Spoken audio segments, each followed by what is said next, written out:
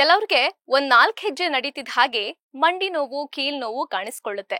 ಮನೇಲಿ ವಯಸ್ಸಾದವರು ಇದ್ರಂತೂ ಪದೇ ಪದೇ ಹೇಳ್ತಾನೆ ಇರ್ತಾರೆ, ಸೊಂಟ ನೋವು, ಮಂಡಿ ನೋವು ಈ ರೀತಿ. ಈ ಸಮಸ್ಯೆಗಳಿಗೆ ಅತ್ಯುತ್ತಮ ಪರಿಹಾರ ಅಂದ್ರೆ ಕರ್ಪೂರದ ಎಣ್ಣೆ. ಇದನ್ನ ನೀವು ಮನೇಲೆ ತಯಾರಿಸಬಹುದು.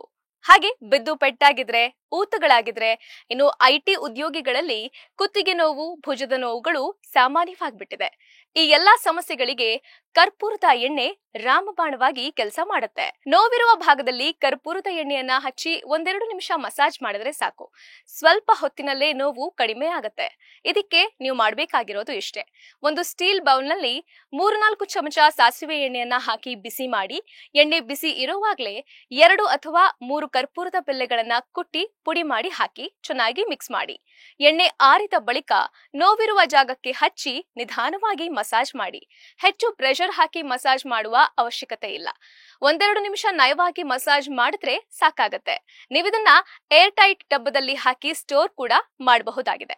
ನೋವು ಕಾಣಿಸಿಕೊಂಡಾಗ್ಲೆಲ್ಲ ಈ ಎಣ್ಣೆಯನ್ನ ಹಚ್ಚಿ ಮಸಾಜ್ ಮಾಡಿ.